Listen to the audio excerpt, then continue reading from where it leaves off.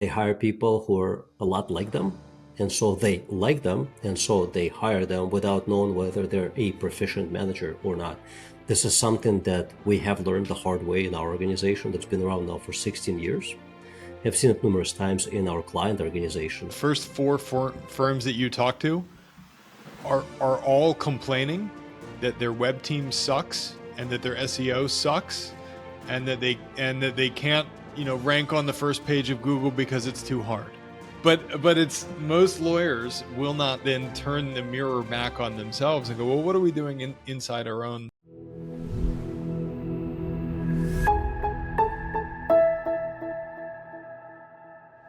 Hi there. I have a small but really meaningful favor to ask you. I watch at the stats on our YouTube channel and Spotify channel, wherever most people listen and watch our podcast. And I see that over 80% of everybody who listens to it regularly is not a subscriber. I'm asking you to subscribe to this channel. And the reason for that is my mission and the mission of my team is to help as many small law firm owners to learn how to transform their law firms into better businesses, and so they in turn enjoy better lives. When you hit subscribe button, you tell these platforms that this is content worth listening, worth viewing, and they in turn will show it to many other small law firm owners and hopefully help me fulfill our mission of helping them create a better business and enjoy better lives. So would you please do me this favor? It would mean the world to me, and hit the subscribe button. And my promise to you is that I will continue to work hard at creating good content with practical ideas that help you and your teams grow better law firms. Thank you. Welcome to another great podcast episode of Grow Law Firm Podcast. I have a terrific guest with me here today. You may have heard his last name hundreds or thousands of times. Brian Glass of BenGlassLaw, also of the Great Legal Marketing. Welcome to the show. Hey, Sasha, thanks for having me. Absolutely. So before the camera started rolling, as I mentioned, I have consumed content from your dad, who's been in the legal business, I believe, for something like 20, not legal business for up to like 40 years, and marketing The business. law practice has, BenGlassLaw is an entity almost 30 years, right? He's been practicing for 40, right? Because he got his license right the year that I was born. So 40 years. The law firm has been operating for about 30, and then Great Legal Marketing for almost 20 now. It's a great success story in so many different ways. One of them is, I think your dad and his marketing teachings have impacted tens of thousands of attorneys. I know I have been following him for untold number of years and learned quite a bit from him. So I believe that you stepped into the role of being like a co-managing partner at the BenGlassLaw, something 5 years ago. 5 years ago, yep, 2019. Yeah. I really like the slogan that you are building a business where people can thrive. So share, what does that mean to be building a business where people can thrive? I know that you're impacting both your clients and your employees and their families. Talk about that. Yeah. So that phrase came out of our EOS coaching. So EOS is Entrepreneurial Operating System, based on the book Traction by Gino Wickman. And when we sat down, I think in 2021, for our first couple of vision building days with our implementer, one of the first things that you do in EOS is you figure out what your business's core focus is. What's the reason that you're in business? And of course, the first time we went around the room, like most law firms, we said something like justice or fighting insurance companies or sticking up for the little guy. And then, I forget whether it was him or me, but we said, really, like that's what we do, but it's really not why we're running the business, right? We're running the business to, number one, provide for a great life for our own families, right? Number two, to provide for great lives and great opportunities for our employees. And the thing is that if the owners and the employees are taken care of, then by necessity, the clients are well served also, right? And so that became our focus, is how can we build a business where the employees and the owners are thriving, And then as a byproduct, the clients get excellent customer service. And just as an aside, that really is how we differentiate ourselves in the Northern Virginia legal market, because there are tons of great personal injury lawyers here. And I don't pretend to be the best, and I don't think that it matters. I think I'm in the top 5 or 10%, but I don't think that whether I'm, number 9 or number 1 really matters to the vast majority of cases. And so what we really try to build is an excellent customer service and client service experience, because your client never knows, could I have hired a better lawyer who would have gotten me more money or gotten me the money faster or whatever. But they do know that they're comparing the customer service with your firm with the customer service that they receive at every other business that they interact with, from their doctors to the auto body shop to McDonald's, right? And so that's the scale that we try to play on, is how can we provide the most excellent customer service, client service experience to our clients that's worth going and leaving a 5-star Google review and talking to your friends and family about. When did you implement this approach? Was it 2021? About 21, yep. How does this very refreshingly transparent approach, saying, hey, us, our families first, our employees and their families second, and by extension, our clients are going to thrive and get terrific service. How did that impact your business in the last 3 years, give or take? So, it's not something we tell the clients, right? We're not outwardly telling the client, you're coming third. But here's how it manifests in the law firm, is that when you tell your staff that they're ahead of the clients, then they feel free to operate your system in a way that serves everybody. And they elevate to you the real client problems, right? So that and one of the rules that we have, like a no a-hole rule around here, where we don't put up with clients who are abusive or mean to our staff, because there's plenty of clients out there. There are not plenty of good employees for your law firm out there. So really for us, it's much more of a talent attraction and talent retention policy than it is really anything to do with the clients. Again, the clients are the ancillary beneficiary of that. But I'll tell you that, it's no coincidence that we came to this in 2021 or maybe 2020, as the world is kind of recovering from COVID and everybody is figuring out what's the policy? Do we work from home? Kids are out of school. Most of my staff has to be at home with their kid. I had to be at home with my kids. And so we just went to everybody and we said, what would be perfect for you? Now, I can't promise that we're going to deliver whatever it is that you say is perfect. But if we don't know what it is, then there's no way we can craft a policy around it. And so we ended up in COVID with this, how do we help everybody thrive policy about we're really just going to track the metrics. And as long as you're keeping up with your KPIs and your metrics, I don't care if you're here, if you're at your house, if you're here half the time, if you're working, 10 to 6 p.m. as we had some employees doing, or 8 to 4 as we had other employees doing, just get the job done. And we don't really care about that. It sounds to me, and correct me if I'm wrong, that despite of what you said earlier, employees come first. And I consider you and your father, although you're the 50-50 owners, you're also employees. You work in the firm. Mm-hmm. So you prioritize employees, and by extension, they prioritize the clients. Mm-hmm. Yeah. And even as the owner, right, you're an owner, but you're paying yourself a salary most of the time. And so you're paying yourself a salary for the work that you're doing in the business. The owner benefit is what you get for owning and running a profitable company, but you're also paying yourself as an employee for the work that you're doing in the business. So yeah, 100%. We have, kind of the same standards for ourselves as we have for everybody else around here. It's a very healthy approach that I think more law firm owners should be practicing. They often do not prioritize themselves, Oh. but they are also I wasn't employees sure of where the you were going business. there. Do law firm owners not prioritize themselves? Yeah, lawyers definitely don't prioritize themselves, right? And if you look at the statistics, sort of off the chart numbers for anxiety, stress, alcoholism, divorce, suicide. Now, I have a theory that some of that is self-selecting, right? Some of that is a function of being a high achiever for all of your life and being worried about failure for all of your life, which is how you get to be a lawyer in the first place. Um, but no, it's there are too many lawyers that don't prioritize themselves at all. They chase the next goal or partnership or the next promotion, or without ever really thinking about what is it that I want to get out of that title or that thing.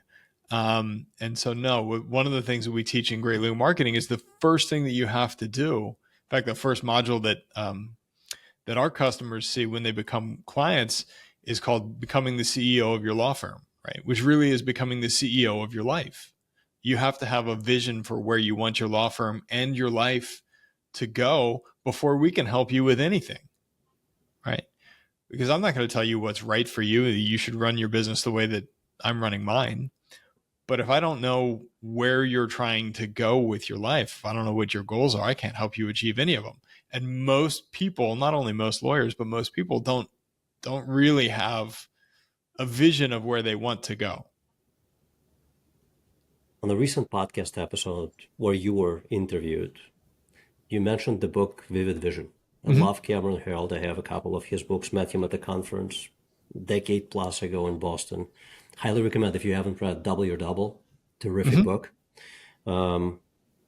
Is Vivid Vision now playing a big role in your businesses? And if you don't mind, expand on like what Vivid Vision is, because based on my hundreds or thousands of conversations with law firm owners, I assume that most of them have never heard of that book and do not live by that concept. Yeah. So Vivid Vision is it's almost a magnetic attraction exercise, right? So it is, the process is this: you go somewhere serene to you, whatever that means, lake, beach, coffee shop, whatever, somewhere that's not your office and not your kitchen table.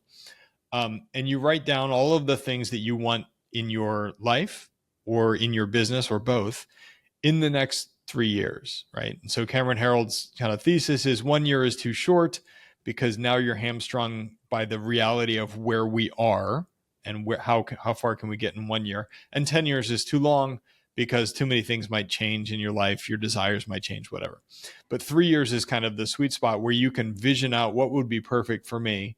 And you start by just writing all of these things down. I want our customer service to look like this. I want our website to serve this function. I want our accounting to be neat and clean, and I want to understand the profit and loss when it's shown to me. Um, and and you just kind of write all those things in a bullet point form. And then his suggestion is you hand it off to a copywriter and have them turn your vision for your company into something that pops off the page that you can show to your staff and say, here's where we're going. Who wants to be a part of this? Right. And for some people, and we had people in our company who said, that's not for me. Right. I have some different vision of what I want to do with my life, and that's fine. But that's the purpose of this thing, is that you should have a vision for your company that's different enough from everybody else's that it attracts certain people to you and repels other people. Um, and then revisit this once a quarter and say, are we any closer here? The last part about Vivid Vision is as as the CEO, as you're visioning out where do I want to be 3 years from now, you don't do this with any of the restraints of where are we right now or how will we get there. Because that's not the CEO's job. The CEO's job is to cast the vision and then find the team members who can get you closer to that goal. And so that's one of the things that most people get hung up on, is like dreaming big enough or not dreaming big enough, because they always get caught on, well, how am I going to do that? Or I can't do that, or I don't have enough money, or I don't have enough talent, right? But as a law firm owner, your job really is just to say, here's where we're going. And then another great book, Dan Sullivan's Who Not How, who do I need on the team in order to get us to that goal? Love that book, as well as if you haven't read it yet, 10x is easier than 2x. Mm-hmm. Also a phenomenal book. Highly recommend it. It's in that stack behind me. These are my 10 most favorite books. I'm hearing you say this, and I'm a huge fan of implementing an org chart and filling in whatever goals of whatever gaps you may have there. But I'm hearing people thinking who are watching this or listening or reading this somewhere, they're like, easy for you to say. Finding good people is exceptionally hard right now. Yeah. I've been hearing this for so many years. We don't have this problem. I wonder if you have this problem or had this problem. And if you don't have this problem anymore, how'd you solve it? Yeah. So I'm going to give you another easy for you to say is that the first thing that needs to change if you have this problem is you, right?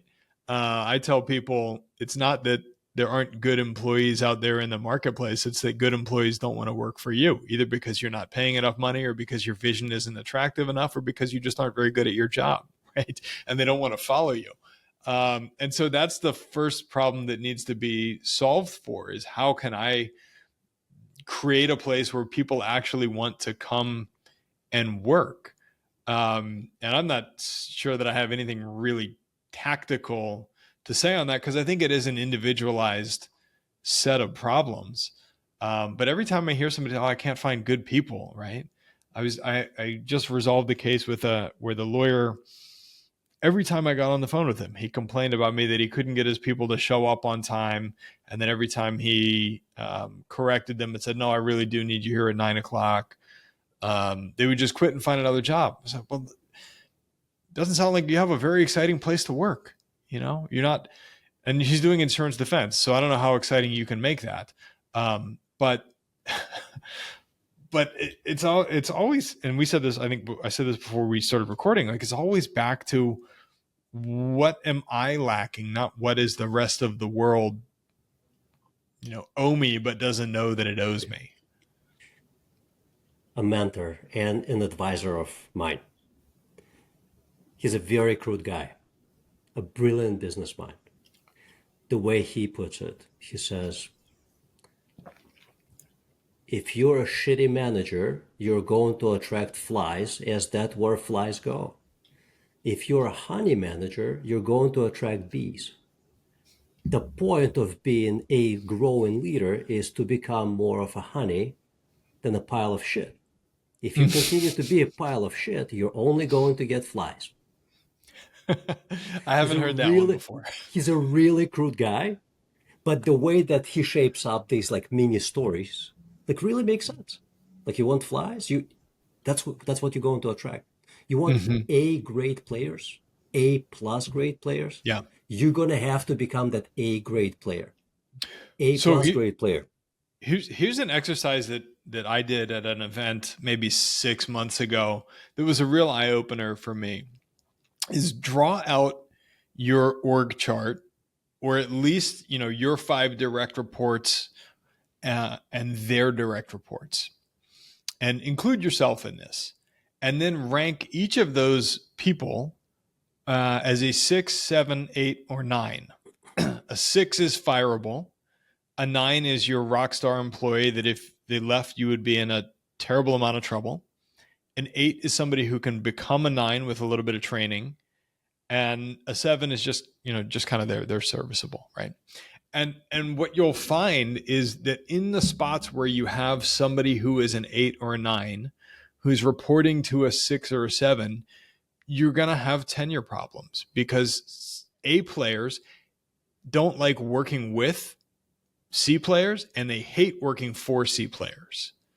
And so, and it starts top down because it starts with you. It starts with a 6, 7, 8, or 9. And if you're not an 8 or a 9, you got to figure that out because otherwise you won't be able to retain good talent.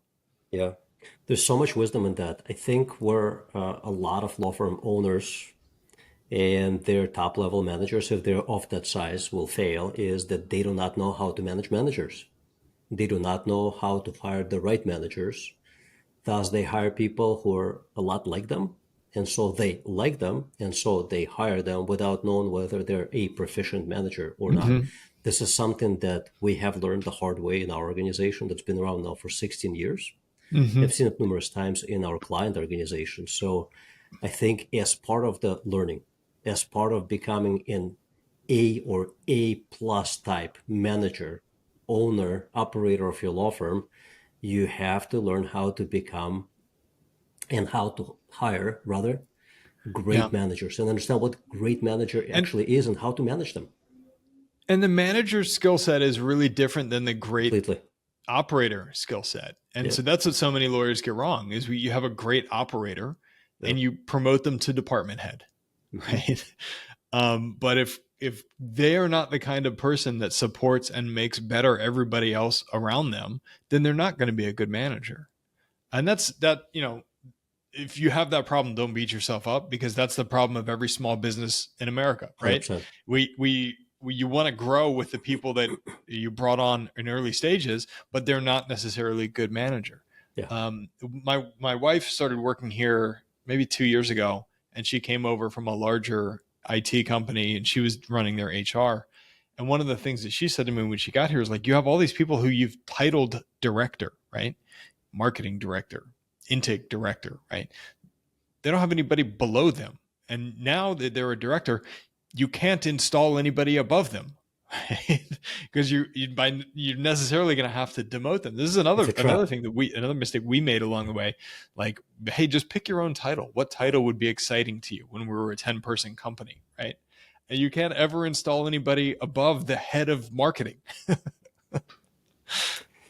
Yeah, it's really interesting. I look at our org chart regularly. We just hired another marketing director, truly a marketing director, and this is a brand marketing director, meaning he only works on our two brands.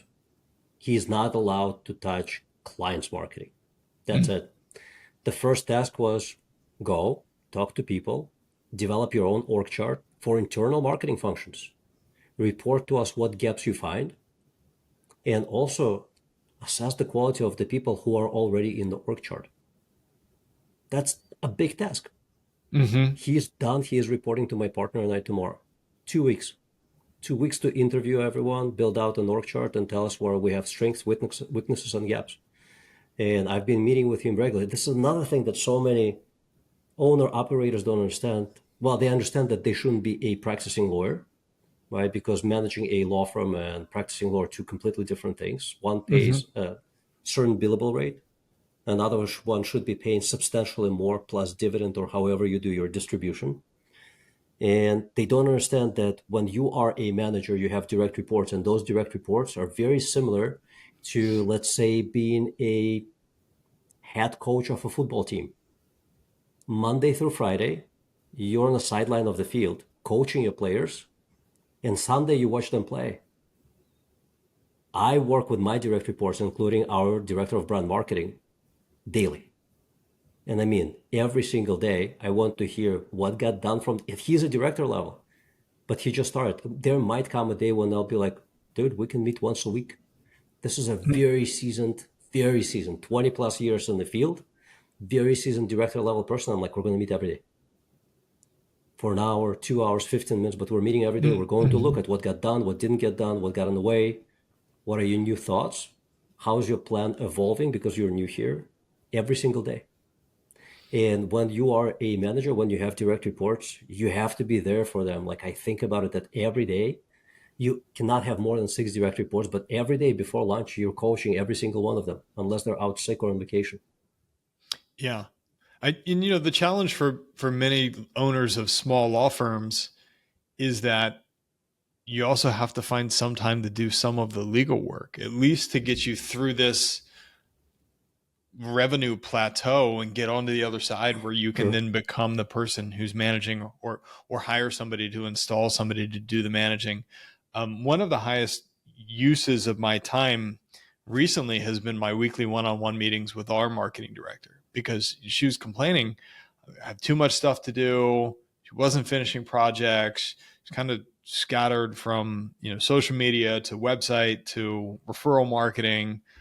And so we created a Notion page. Let's list all the things that you think are the priorities for the week. And let's go through on Monday morning and figure out what is actually a priority because 80% of the stuff that we do probably doesn't really matter, right? Let's find the 20% that's going to drive the real results and let's focus only on that. And we could do the other stuff or we can find somebody else to do the other stuff. But if you continue to try to do everything, you're going to burn out and you're not going to do me any good and you're not going to do yourself any good. Hmm.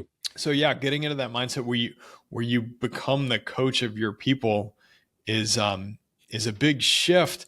And then the thing that you have to do is be kind of ruthless about, like, listen, I know you've been here for 4 years, but if you're not growing with the organization, and so you either have to figure out how you grow with the organization, or we need to find somewhere else for you to go. And that's hard, again, especially at a small law firm.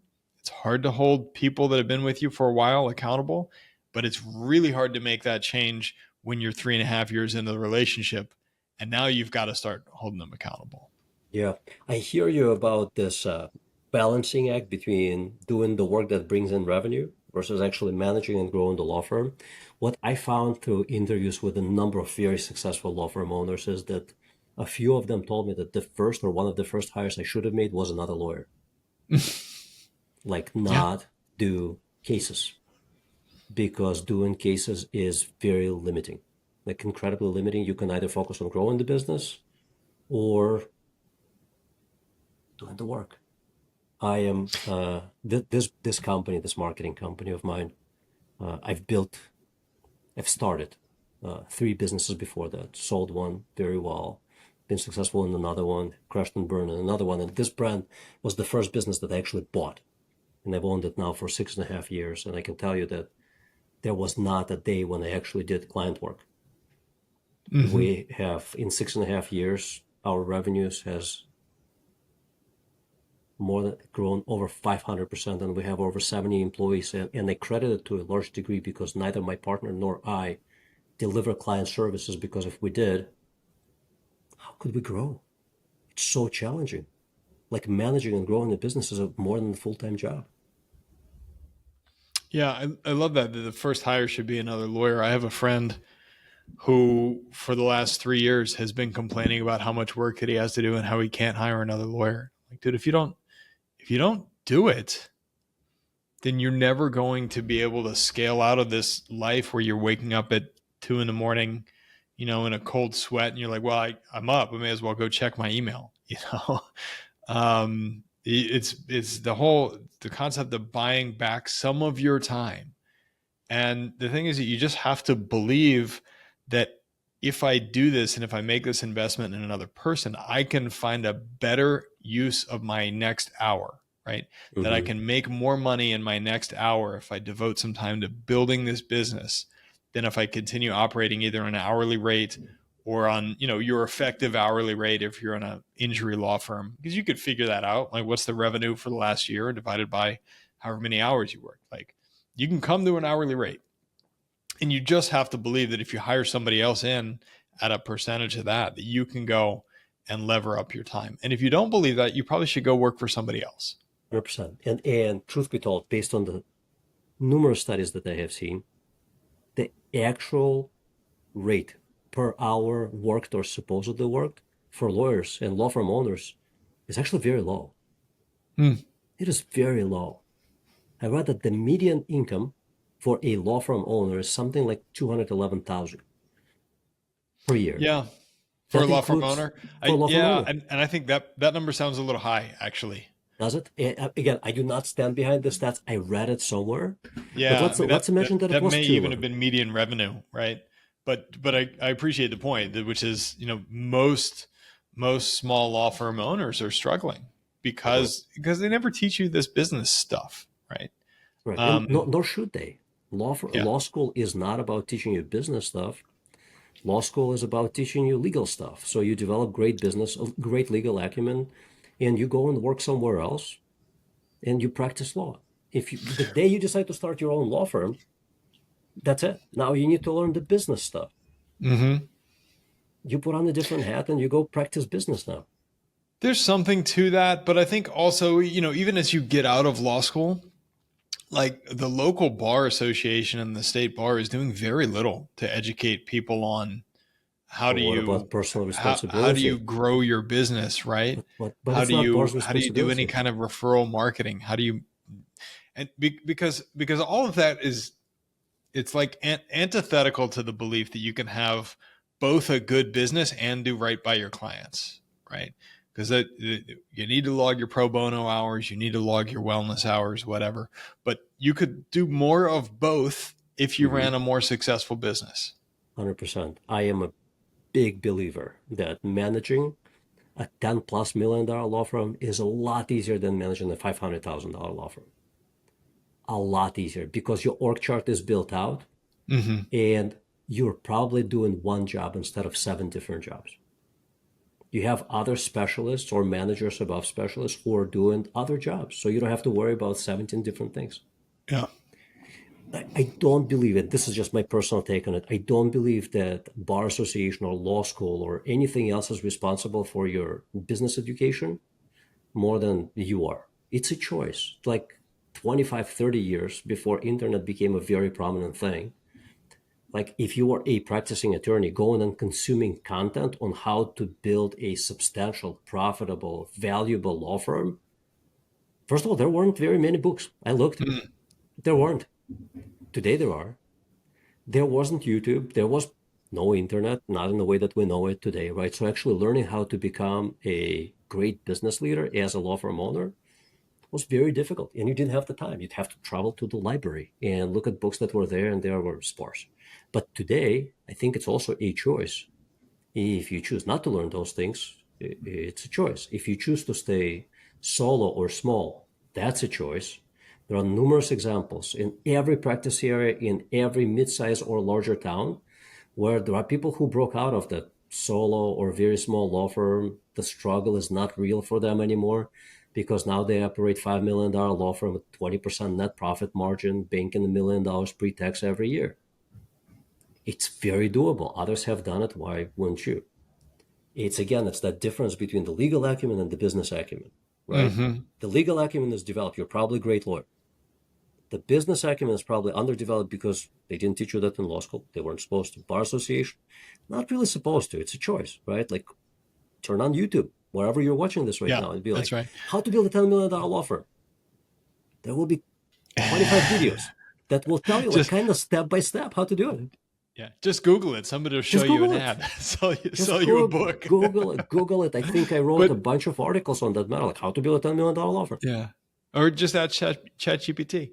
Eh, But you know, I don't like it. your point is exactly right. That the availability of this information in 2024 is so much wider than it was when I graduated in 2008. And so, Mm-hmm. yeah, no, to you know, I think in 08 we really were relying on bar associations and to a certain extent that's why I kind of default there to beat them up, right? Because it wasn't there when I was looking for it, right? Outside of Great League Marketing, and we were one of the only handful of only organizations. Like Pilmo was around at the time. I think How to Manage was around at the time. There's many, many, many, many, many now. The marketplace has got a lot more crowded. Mm-hmm. But yeah, the information is everywhere. And one of the things I've been saying recently, Sasha, is if information were the answer, we'd all be billionaires with six-pack abs, right? But it's not. It's getting off your ass and off of YouTube and actually doing something, Or hiring the right people who will actually or do hiring that the right something. people. Yeah, I find that Well, but that's the action step, you right. know? Yeah, yeah. So let's let's talk about that hypothetical scenario where you and I decide to partner up. Let's imagine that I can buy a law firm, I can start a law firm. We partner up, and our goal is to as quickly and as efficiently to build a $10 million law firm because you and I each were 50-50 partners. We want to make $1 million a year. Our net profit margin is going to be 20%. So at the end of the year, once we do $10 million in revenue, we're going to do $2 million.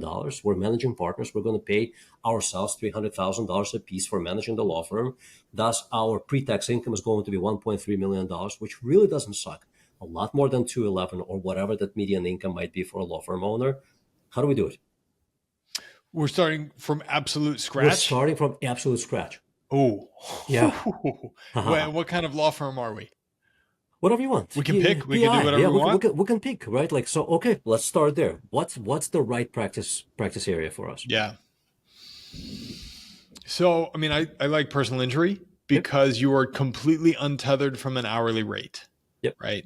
And because nobody ever has to give you any money. Now, here's the issue with personal injury is that if we start a law firm in June of 2024, we probably aren't going to make any money until sometime in mid 2025, Yep. right? Because those cases take time to mature.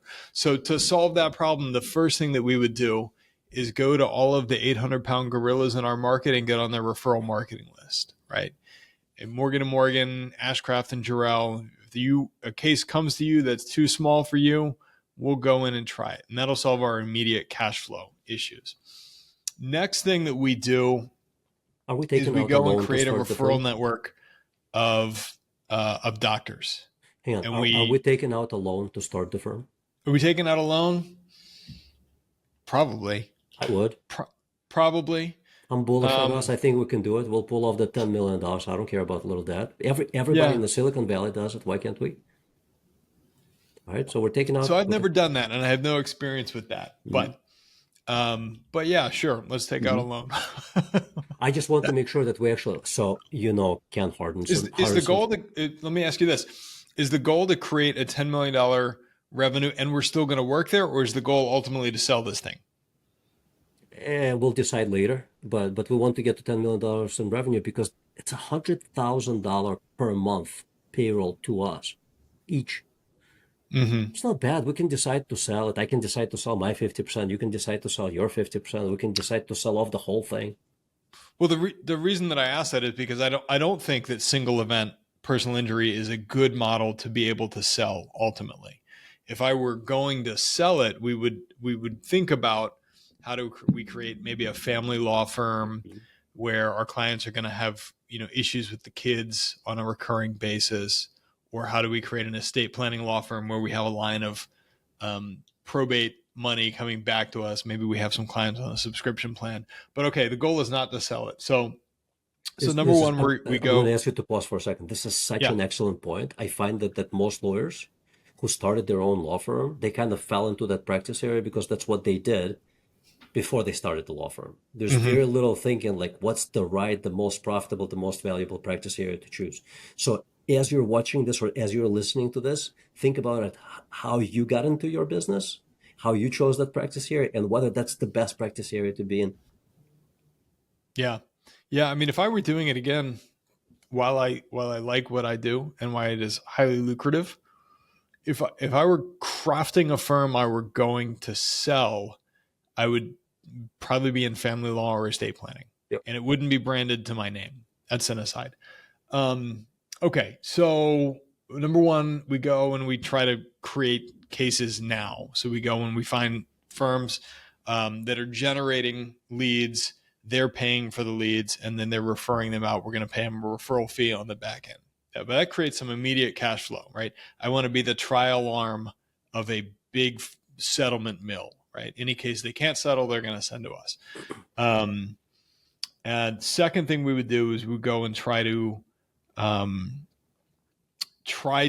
generate some referrals from people who aren't lawyers. So going to centers of influence like medical practices and solving problems that they have, which is, I don't like talking to lawyers. Lawyers take too long to settle cases. And when lawyers do settle cases, they don't pay me as much money as I think I'm owed in that kind of a case. So that would be number two, to generate some immediate cash. And then, I have not done this because we haven't built a $10 million firm, but we probably invest pretty heavily in digital while we're taking out a loan, right? And backing up from that, we would nail the intake process. We would invest before we invested in digital marketing. We would develop a great phone script and find some great people to answer the phone on a 24/7 basis. Because as you and I were talking before we got on, the lifespan of many of these people who find you online is so fast because they do not care about Sasha and Brian, right? They're not here for us. They're here for who can solve my problem as quickly as they can. So yeah, we would train up a great intake team. We would invest in some digital. And then last thing we would do is hire a heavy hitter trial lawyer away from somebody else with our borrowed money from the bank. Why is that important? Well, insurance company needs to know that we'll go to trial.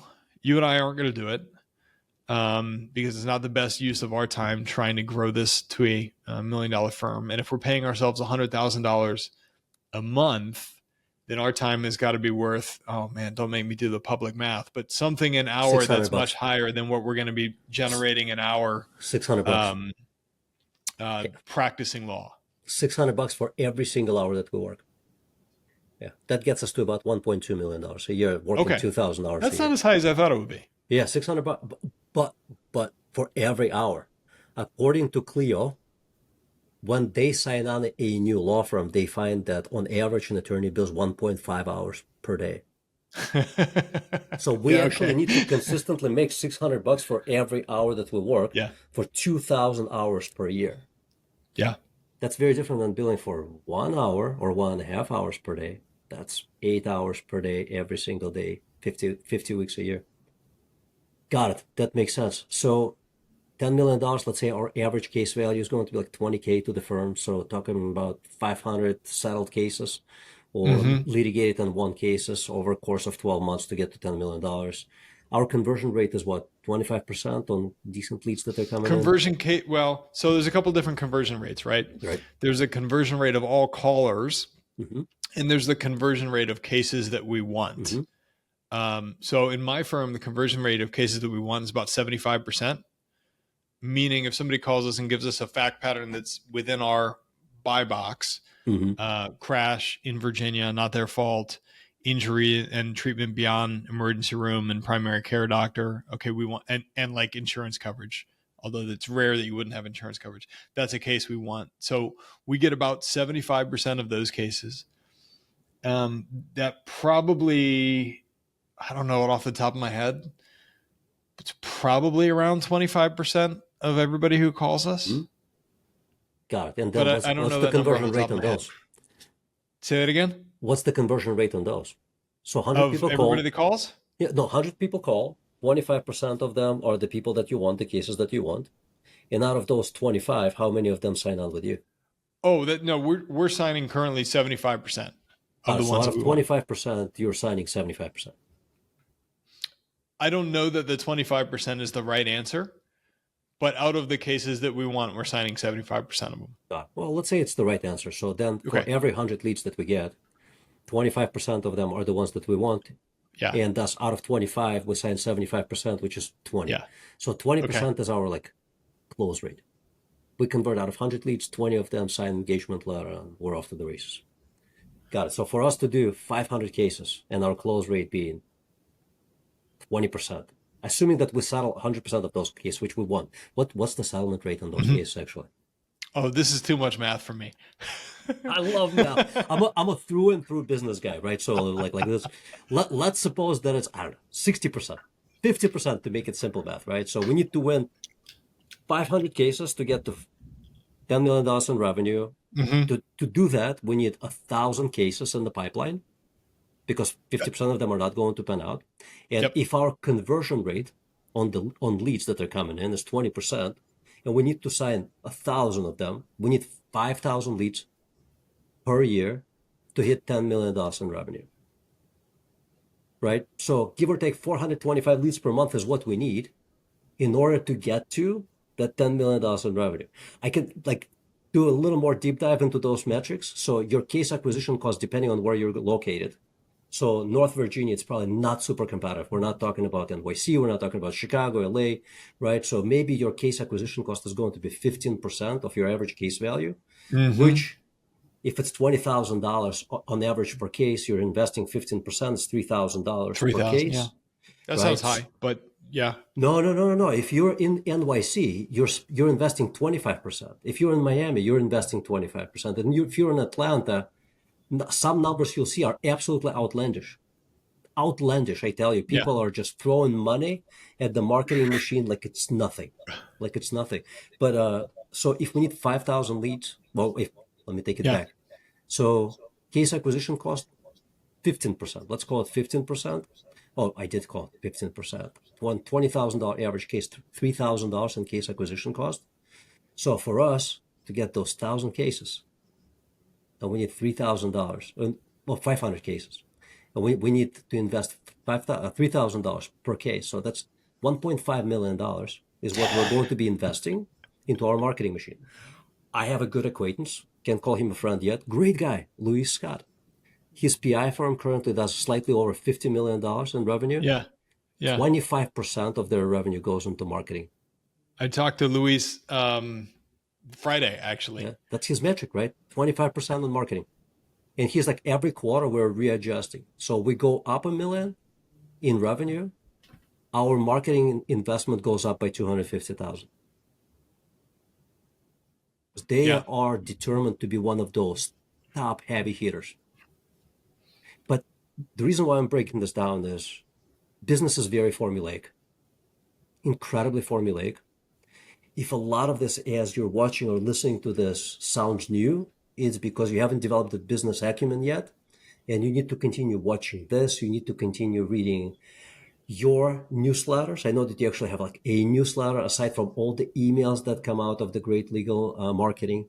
There are so many people who share wealth of information, actionable ideas, like actionable ideas. Hey, if you're going to do this, that's why I asked you, like, if we were to start a $10 million law firm, how do we start? You're like, hey, we're going to go to the big hitters. And we're like, send us your referrals that you don't want.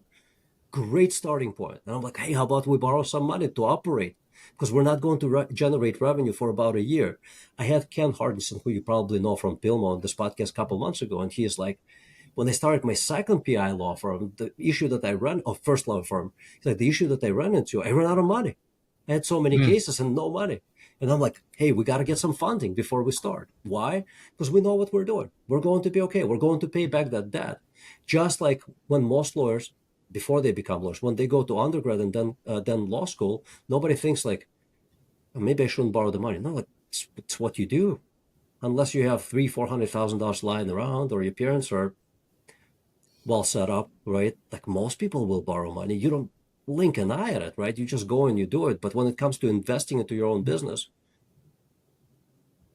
scary proposition. No, it's not. It's much scarier to not do it and kind of like just go along with mediocre results for decades and decades and decades. You know, quick, maybe one of the last stories years ago when I was on the front lines talking to prospective clients here. In one day, I talked to two lawyers, two law firm owners. One of them, I think his name was Harold. I broke it down for him how to get a lot more cases. Harold was 70 years old, and he told me, I'm too old. And then the next lawyer, or a few hours later, I talked to another law firm owner, and I broke it down for her. And you know what she said? I'm too young. And I was like, listen, a few hours ago, I spoke to Harold. Don't do this to yourself, because one day you're going to look back and you say, I'm too old. Yeah. Well, here's the thing though, is, you know, God, I listen to those numbers and I go, oh, man, that's a lot of money to borrow. I don't know that I want to do that. and the thing is that you can have an amazing life as a lawyer without building a $10 million law 100%. firm and without making $100,000 a month. Sure. And everybody, you know, it used to be have a 7-figure law firm, and now it's have an 8-figure law firm. Right. Without any regard really to like the why part, which is why vivid vision is so important. Mm-hmm. Just to bring it full circle. Because nobody actually wants a $10 million law firm. You want the way you think you'll feel when you have a $10 million law firm, 100%. Right? And so the process of thinking through and writing out what all of those things and feelings and things that you want are is so much more important than I want to go and have an 8-figure law firm just to have an 8-figure law firm. 100%. Right. And then the real math to do is to back into how much money do I need to make and how much money do I need to have in the bank in order to have all those things and feelings that I want to have. Right. Yeah. So I think that's a really, it's a cool exercise. And one day we'll have to do it on like, what would you do if you wanted to sell a firm for 10 million? Because I think you would build a different kind of in revenue. You know why? $10 million in revenue gets you a $10 million check when you sell it. Yeah. It's really simple. So to get there, you're going to need to produce $2 million in EBITDA, which is basically profit before taxes, et cetera. Right? And if you do $2 million in profit, your valuation is going to be 5 times the profit. Mm. And that's how you get the $10 million check. And then you're going to have to pay Uncle Sam some taxes on that long-term asset sale. But let me share my reasons why I often talk about $5 and $10 million thresholds. It's really simple. I am a reasonably optimistic person. And because I'm reasonably optimistic, I also expect that some adversity will happen in every business, be it a law firm, a marketing company, a plumbing company, engineering firm, it doesn't matter. There will be some adversity. It is a hell of a lot easier to weather a storm when you do $10 million in revenue and you have the right people in the right places, managing that adversity for you, largely managing that adversity for you. Let me tell you, when you operate a sizable business like a Fortune 500 company, the CEO doesn't run around trying to plug every hole. They're only trying to solve big problems. It is a lot easier when you own a $10 million law firm and you lose half of that revenue than when you have a $2 million law firm and you lose half of that revenue. Mm-hmm. You're still going to have to make cuts, but it's not going to be as painful, and your personal lifestyle is unlikely to take any beating if you go from $10 million to $5 million in revenue. And that shit, we know it. I'm in my mid-40s. I have seen numerous recessions. Shit happens. Expect adversity. When you're prepared, the better you prepared you are, the better you're going to weather the storm, hypothetically speaking. Obviously, there are some exceptions to that. So I just always think that, yes, you can have a great life. By the way, you can have a great life making 100 grand a year as well. You Mm-hmm. don't have to make 100 grand a month, right? It's just you can surround yourself with really strong people in your law firm if you do $10 million in revenue. And they are, if you pick them right, and if you have the right incentives in place, they're going to protect you because they're going to protect themselves. They don't want that boat to go down. They'll fight like hell. If you incentivize, if you build a family-like business, which I take no credit for building a family-like business in our marketing company. All that credit goes to my partner, who's a super personable guy. Like, people love working for him. If it was just me at the helm, hell no, I'm a hard ass. We have very complementary skill set and very Yeah. complementary personalities. Very different, very, very different. So all credit goes to him. But yeah, like our organization, the last employee that we lost was due to health reasons. That was a year ago. And since then, she sent her husband to work at our company. Like, we don't lose people. It's a great culture. We take care of them, they take care of us. Exactly what you talked about earlier. Like, we put our employees, and by extension ourselves, because like my partner and I, we're employees of the company. We get W-2, right? We put everyone like here, and they take care of our clients really well. And like what you said, I love that you said that. No assholes. Like, if a Mm-hmm. client is being an asshole, we don't take shit from them. Like, we treat you with utmost respect. We're really good people. If you spit in our face, it's coming right Yeah. back at you. Yeah. Yeah. Brian, what a great interview. I love I going got into all you those. rolling. Yeah, you definitely I had you rolling, you got me rolling. This is great. If somehow you don't live in this universe and you haven't come across the great legal marketing, I highly recommend it. I believe it's the greatlegalmarketing.com. Am I right? Yeah, that's right. Brian, you are, I believe, one of the, if not the chief content creator for the brand, right? Um, yeah, maybe. Video We go content. back and Let me take forth. it. So chief content, yeah, I create most of our video. Yeah. I'm more active on LinkedIn than Ben is. He is more active in in the old school stuff, in the written our print newsletter. He is more active in our email newsletter. So yeah, we both have our arenas. Check it out. Subscribe to the channels. Subscribe to the newsletter. It's terrific. Brian, what a pleasure it was to have you on the podcast. Thank you, my friend.